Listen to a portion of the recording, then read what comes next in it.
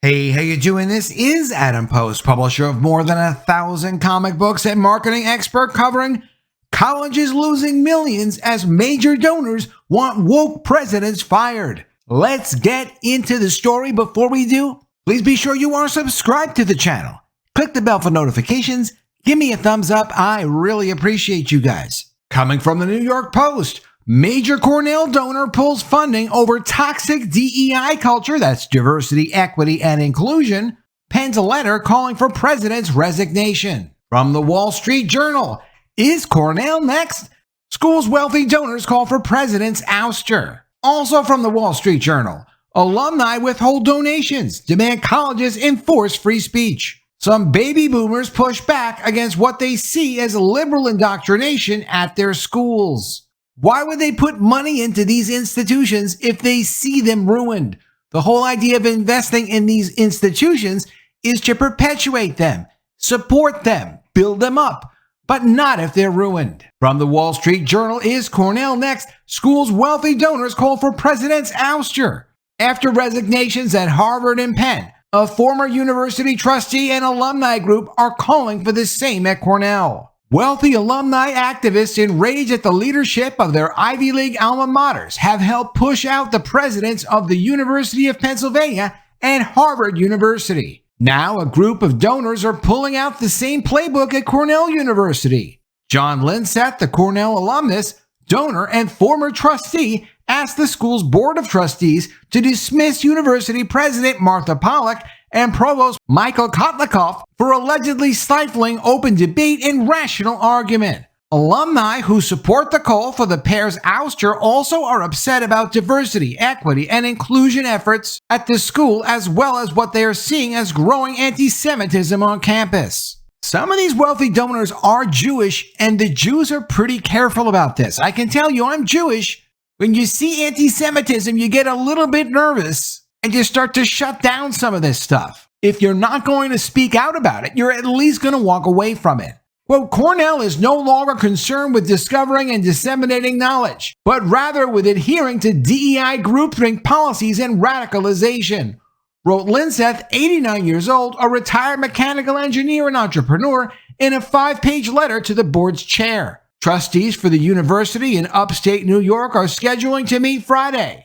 In Lindseth's letter, he calls for the school to eliminate DEI staffing and programming and adopt principles of free inquiry and open debate. The push is supported by the Cornell Free Speech Alliance, a 2-year-old group formed to support free expression and viewpoint diversity on campus. Some alumni members of the group, who are also wealthy donors, have indicated they would withhold donations if college administrators didn't do a better job of protecting those ideals. Others want to see Pollack removed. If it's not on your heart to do the right thing, you're never going to do the right thing. She should just leave. Craig Kaiser, chair of the Cornell Board of Trustees, said Wednesday he supports the current leadership. Quote, for nearly 7 years, I have strongly supported President Pollack, and that support remains strong today, he wrote. The board is working effectively with the administration to respond to various challenges facing higher education and opportunities to advance the university's mission. In August, Pollack sent a message to the Cornell community pledging her commitment both to freedom of expression and DEI, which are completely like both the opposite things. Quote, do these two values of diversity and free expression sometimes come into tension with one another? Of course they do. It is the job of universities to manage that tension and uphold both values, if not perfectly, then in a manner that does them both justice. It is absolutely impossible and irreconcilable to say we're going to have freedom of expression, but we're also going to have DEI. DEI is a completely one-sided racist view. You can't have open freedom of expression contrasting that view. Even the view that all people are created equal. No, they're not. According to DEI, that's racist. Of course, they also push anti-racism, as they call it, which is forced racism against certain specific races. It's horrendous. A campaign highlighting similar issues waged by the hedge fund billionaire Bill Ackman led to the resignation of Harvard's president Claudine Gay earlier this month. In December, Mark Rowan, CEO of Apollo Management Group, led a campaign that forced out University of Pennsylvania President Liz McGill. Lindseth graduated from Cornell in 1956 and became an active donor and alumni. He funded a climbing wall at the school which bears his name. In the 1990s, he served as a member of the Board of Trustees. As a trustee emeritus, he sits in on board meetings. Lindseth said he has been upset with Pollack for months but came to the conclusion she needed to resign as the campus wrestled with tensions connected to the conflict in Gaza and the spread of anti-Semitism on campus. Since the October 7th attack on Israel by Hamas, the Cornell campus in Ithaca, New York has seen a number of protests and demonstrations over related issues. Most have been peaceful, but not all of them. Two events in the wake of the attack drew considerable fire. On October 15th, Russell Rickford, an associate professor in the university's history department, gave a speech in downtown Ithaca in which he said he found the attack, which killed 1,200 Israelis, to be exhilarating. 2 weeks later, a Cornell student threatened to shoot up a kosher dining hall where Jewish students eat, to stab and slit the throat of any Jewish males he sees on campus, and to do even worse things to Jewish women and worse things to Jewish babies. In November, the U.S. Education Department announced it was investigating Cornell in connection with anti-Semitic and anti-Muslim harassment. In Lindseth's view, the anti-Semitic attacks represented manifestations of the same leftist ideology that is quashing free speech of those with opposing views. That mindset separates people into ethnic and racial groups who are identified as oppressors or oppressed, said Randy Wade, a professor of plant cell biology at Cornell who also believes Pollack should resign. To tackle those perceived global inequities, Cornell, along with other U.S. campuses, has championed the movement known as DEI, or Diversity, Equity, and Inclusion. The purpose is to attract more students from traditionally underrepresented backgrounds and create an environment where they feel comfortable and able to thrive. However, in Wayne's opinion, some faculty and students who support DEI have little tolerance for those who don't. The effect on campus is that students are afraid to speak their minds, faculty are hired according to their racial identity, and students can report on one another through anonymous bias response systems, said Wayne. Concern there is a decline of viewpoint diversity and open debate at Cornell has simmered for several years. Last year, in a free speech ranking by the Nonpartisan Foundation for Individual Rights and Expression, Cornell ranked 212 out of 242 schools. That's pretty bad. A survey conducted last year by the group found that 63% of Cornell students think shouting down a speaker on campus is at least rarely acceptable, and 49% of students have self-censored on campus at least once or twice a month. In 2021, the school removed a bust of Abraham Lincoln from the library, putting it back after resistance from some faculty and students. Some faculty complained the removal was an act of political cleansing. Pollack tried to reset the narrative last year when she refused a request by the Student Assembly to force professors to include trigger warnings on syllabi to warn students the course could cover topics they find disturbing. She declared this academic year the year of free speech.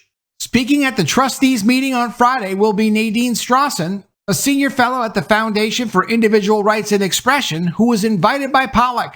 She said her topic will be the importance of free speech. These colleges, even though their tuition is very high, they are counting on donations from former students, now college alumni. From the Wall Street Journal, alumni withhold donations, demand colleges enforce free speech. 2 years ago, Cornell University asked a California real estate developer and longtime donor for a 7-figure contribution. Carl News didn't write the check immediately, saying he was worried about what he saw as liberal indoctrination on campus and declining tolerance towards competing viewpoints. To allay Mr. News's concerns, the development office introduced him to some politically moderate professors, he said. The attempt backfired. The professors, he said, told him they felt humiliated by the diversity training they were required to attend and perpetually afraid they would say something factual but impolitic. Quote, if you say the wrong words, you could lose your position or be shunned, said Mr. News. Joel Molina, Cornell's vice president for university relations, said robust debate and a discussion of all views remain hallmarks of the Cornell experience, both in and out of the classroom. Mr. News, who graduated from Cornell in 1976, withheld his donation and then helped start the Cornell Free Speech Alliance. It is one of about 20 such dissident alumni organizations that have taken root on college campuses over the last couple of years, including several this fall. Many of the groups are driven by politically moderate or conservative men who graduated from college in the late 1960s and 1970s. They believe progressive groupthink has taken over college campuses and are urging schools to protect free speech and encourage a diverse set of views. In some cases, alumni are withholding donations to pressure schools to take them seriously.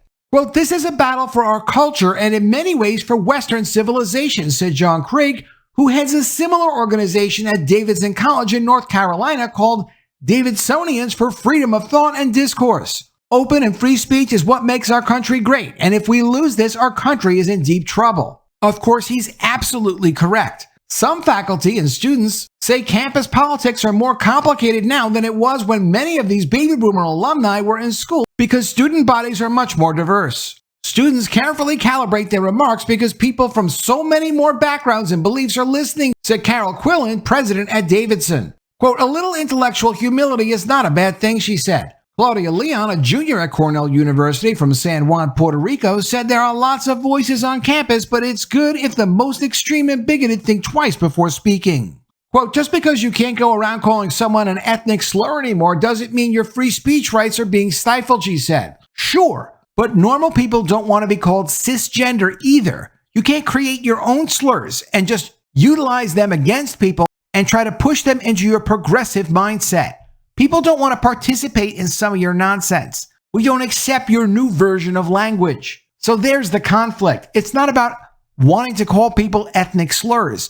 It's about telling people, no, we're not going to participate in your most extreme liberal, progressive, nonsensical agendas. The alumni pushback comes as colleges and universities grapple with demands by students, faculty, and alumni to battle racism, which many see as a systemic and defining feature of American life. Universities around the country have fired or demoted politically outspoken professors on the right and disinvited conservative speakers who criticize things like the push toward diversity, equity, and inclusion.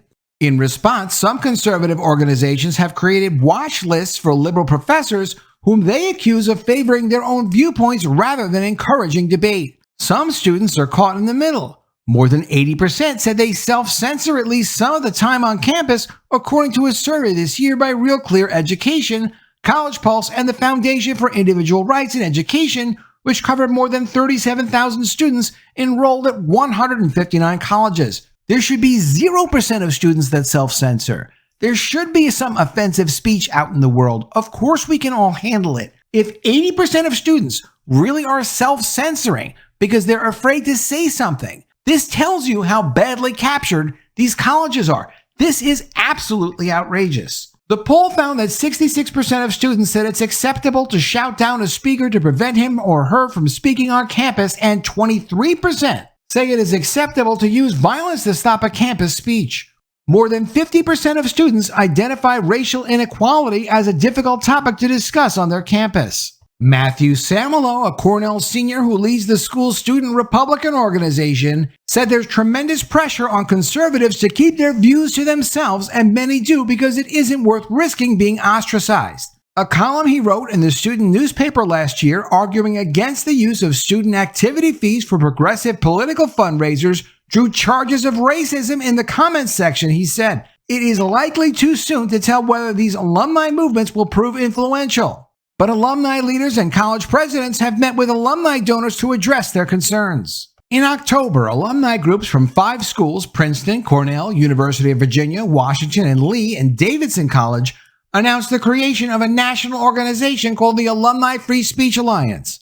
The group champions open inquiry on college campuses. Edward Yingling, the leader and founder of the Alliance and a former president and chief executive of the American Bankers Association, said he has fielded inquiries from alumni at 75 schools in the last month.